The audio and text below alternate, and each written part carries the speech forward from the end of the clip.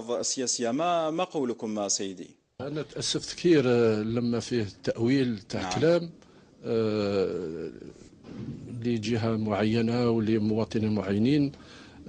هذا ما كنتش نستنى أن الحملة الانتخابية تدخل في هذا الجو غير الحضاري.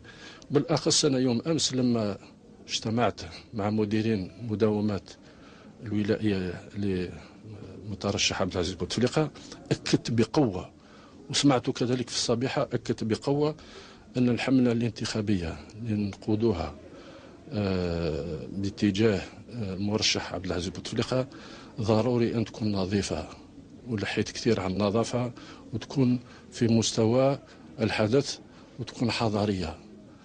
فهذا الضرب من الوراء ما يؤديش بعيد، ما يمس إلا أصحاب اللي يأولوا الكلام ويخلقوا هذا الجو.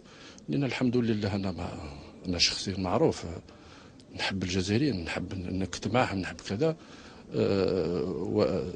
وزملائي وعندي أصدقاء قويين في الأوراس الأشم، في الشرق الجزائري، في الصحراء، في الغرب، في الوسط، في القبائل. أنا ما نقدر نفرق ما بين جزائرية أو جزائري في أي مكان ممكن. وكونترير أنا فخور جدا بمنطقة الأوراس، واليوم حضر معنا الطاهر زبيري، والله ما كنت نتسنى فيها، هذه حقيقة للتاريخ، ما كنت نستنى فيه حتى دخلت القاعة البيضاوية شفت الطاهر زبيري، كانوا الدموع في عيني تقريبا لأن من القادة الكبار للثورة الجزائرية. ما تنساوش الأوراس الطلقة الأولى مشات خرجت من الأوراس الأشم، وانا القدر لابد الجميل اللي لازم نعترفوا به لهذه المنطقه ما نقدرش نعدوا. فنعاود نأكد مرة أخرى باحترامي الكامل وتقديري الكامل كل الجزائريات والجزائريين أين كانوا، وبالأخص أصدقائي في باتنا اللي أنا كثير قراوا معايا في قسمتنا.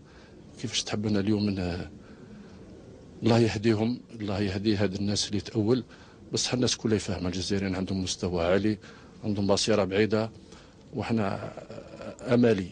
شفت خلاصة كلامي اليوم تكلمت على السعادة، لابد هذه سياسة اليأس والإحباط ننتهي منها نهائيا. هذا هو كلام الرئيس عبد العزيز بوتفليقة، ونمشي في هذا الاتجاه. ونعاود نأكد مرة أخرى يا أخواتي إخواني، ما تسمعوش الكلام الفحشاء والمنكر. شكرا لك سيد عبد الملك سلال، كنت معنا من القاعة